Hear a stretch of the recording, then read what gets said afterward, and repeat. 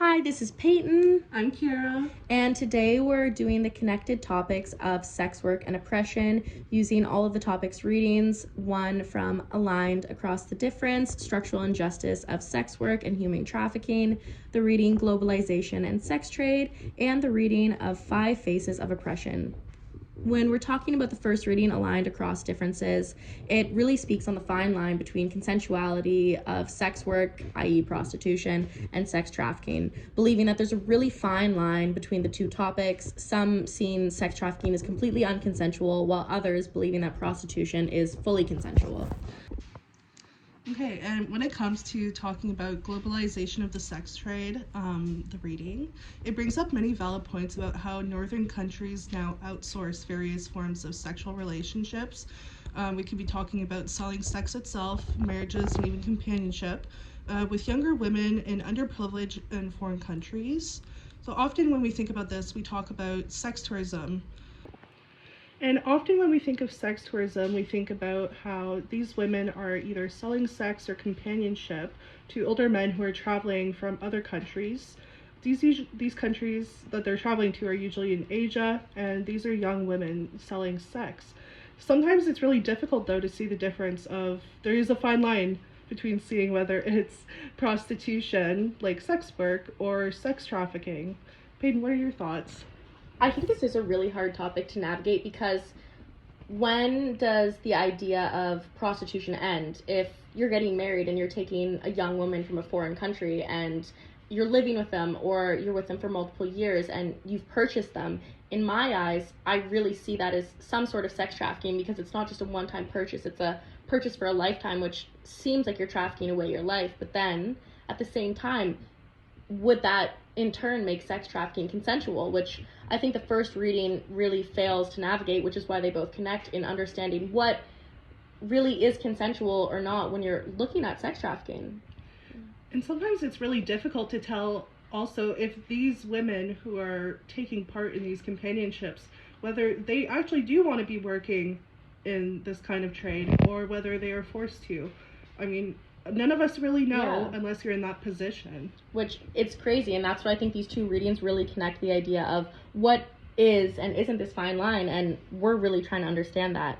But I think that Iris Young's Five Faces of Oppression that we speak about next is really a good way to understand how all of these ideas of sex work get clumped together because, as they say, oppression is a condition of groups, and most of the time, all sex work is viewed with the stigma that it is objectively harmful, that prostitutes are victims, that obviously sex trafficking isn't legal and isn't okay, which I think a lot of us can agree on, but it really does oppress women to be able to not give them the opportunity to make sex work consensual. What do you think about this, Kira? I think it's really sad that we see all women in sex work as victims because by doing so, we create a lot of different legislations and laws to try to quote-unquote protect them, which are in turn harming them because you're either making it more difficult for them to practice their work or you're making it impossible for them to earn money from it. And everyone needs to earn money somehow, and we all deserve to do so in safe environments and in safe ways. Exactly, and I think this is why this reading of oppression specifically connects so well because it really shows how deep embedded stigmas of groups are able to then oppress a marginalized group of sex workers, even if they think that they're helping them or if they think that they're providing a safe environment. That structural stigma of oppression can offer essentially more harm than good, which is a really valid point of how it's able to connect to the overall idea of sex work itself. Okay, now that we're talking about all of this, we have found a video that is relating to all of these topics. It's called Maine's New Law, Partially Decriminalizing Sex Work is Not What It Seems. It's by NBC News, and I would love to listen to it, and Peyton, you and I can comment on it later. Awesome, perfect, let's check it out. Let's call her Juliet. She lives in a small town in Maine, and Juliet is a sex worker. Sex work is work. We deserve respect, we deserve human rights, and we deserve a safe space to conduct our work. In order to protect her identity, we're using Juliet's stage name. She's not only an exotic dancer, but she's also an escort. Her home state is about to partially decriminalize sex work. And if you're like Juliet, part of the 66% of folks 18 to 44 years old who support decriminalizing sex work, It sounds like a step in the right direction, right? Actually, wrong. Well, at least according to Juliet, who says partial decriminalization can actually be worse. Full decriminalization is the only good option. It is the safest option for consensual sex workers.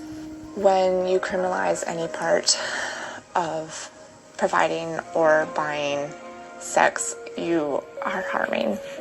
Like I have this person here. When are you free this week?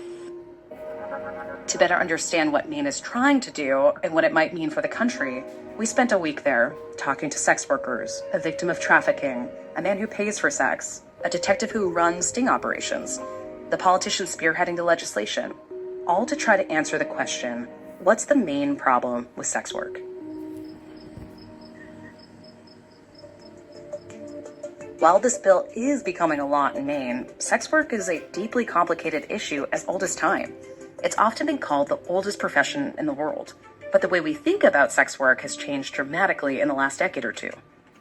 I mean, TikTok is filled with thirst trap videos that push you to Instagram, and then to a Linktree, and then finally OnlyFans, an online platform where subscribers pay performers for access to usually adult photos and videos. The social stigma around virtual sex work seems to be fading every day. Porn stars are becoming influencers, going on podcasts with huge audiences. You have star energy. Thank you. Or just building their own audiences on mainstream corners of the internet. Hey, it's Bella Danger, and I'm back to answer the internet. But while popular perception of sex work is definitely changing, laws like Maine's are somewhat of a misnomer. Yes, it is decriminalizing one aspect of sex work, but it's not actually a step toward full decriminalization. How are you feeling about seeing our client today? I always feel good about him. He's a pro. The official name of Maine's new law is LD 1435. And the gist of it is that individuals who sell sex are no longer committing a crime. Only the Johns who buy sex are. Basically, you stop arresting the victims of this, which is the people who are selling sex, and you arrest the buyers, because it's a demand reduction strategy. This approach is often called the Nordic model because it was first deployed in Sweden in 1999. In the places where this has been done, the amount of prostitution in the society decreases. So that's the hope of the Nordic model, is that we can penalize the buyers, make the fines they pay used to help the women recover, and stop arresting the women, and make it possible for them to build new lives. The Nordic model, or what they're calling the equality model in Maine, is built on two beliefs. One, that all sex work is harmful, both to individuals and society. And two, there's really no such thing as voluntary sex work. Sex workers like Juliet strongly disagree with that. She and other supporters of full decriminalization draw a sharp distinction between voluntary sex work and those who are trafficked into it, which we'll get back to in a little bit. The Maine bill is the first of its kind in the US, but we've seen the Nordic model employed elsewhere. Supporters like Lois point to declining rates of prostitution in these countries, but the data used to support that claim is inconclusive. After listening to this video, I think that we can all really understand that even average people don't truly see the fine line of what is sex work and what is sex trafficking.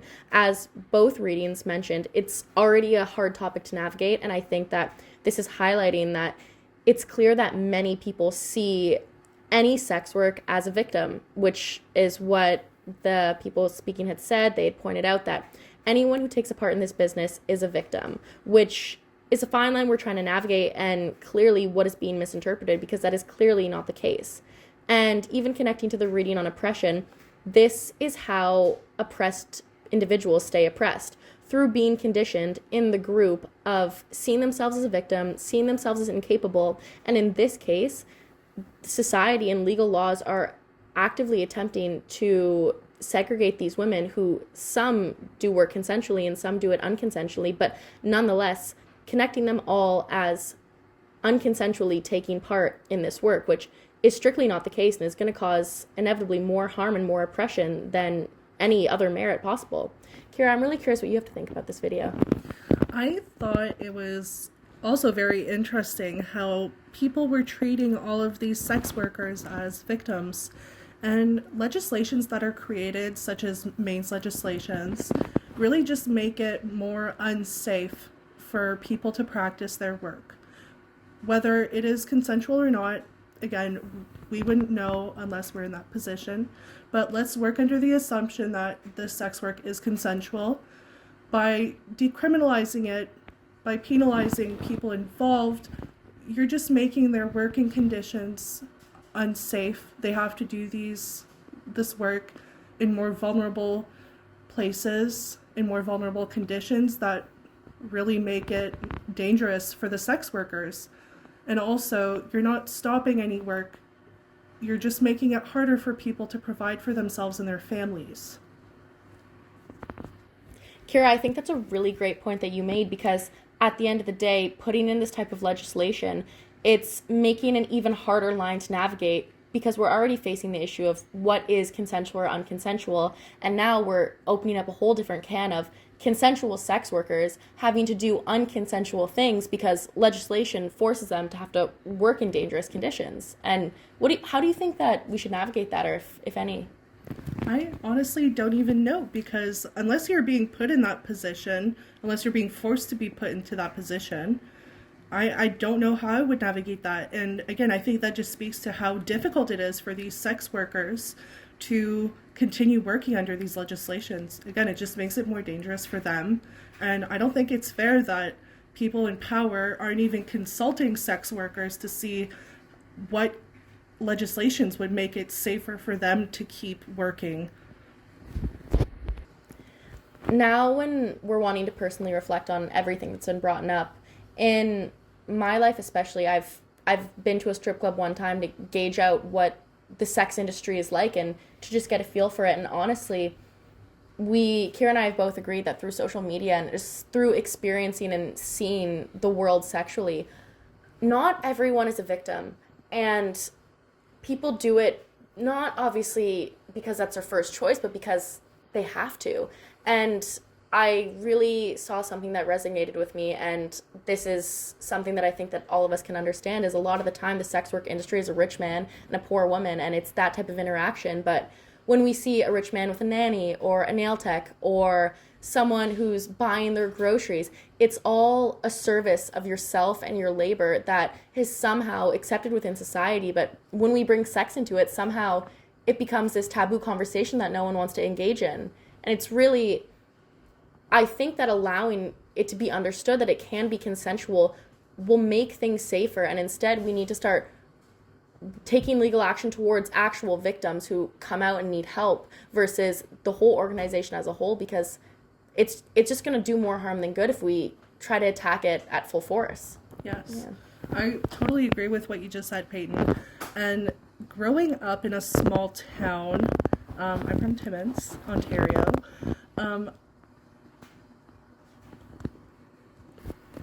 Coming from the small town of Timmins, Ontario, even growing up, it was really easy to spot out a lot of sex workers on the street.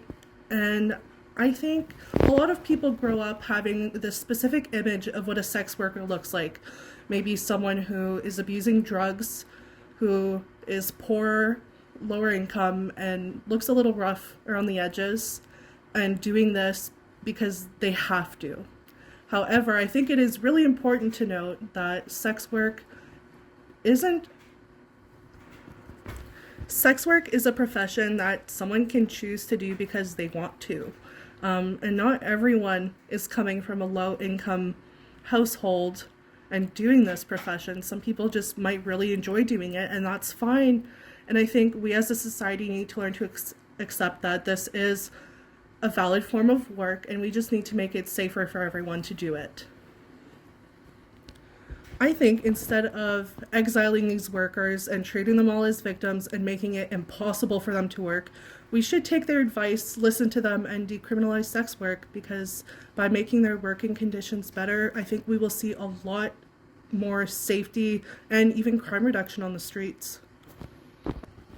Kira and I thank you guys so much for being able to listen to our reflections, our readings, everything that we had to offer, and we had a lot of fun making this. Yeah. So I think this was a really good outlet for us to really deeply reflect on our life experiences and the readings and how everything just is blurry and unclear, but I think if we all work together, we can try to make it safer and clearer for everyone. I couldn't agree more. So, yeah, thank you so much for listening. Bye.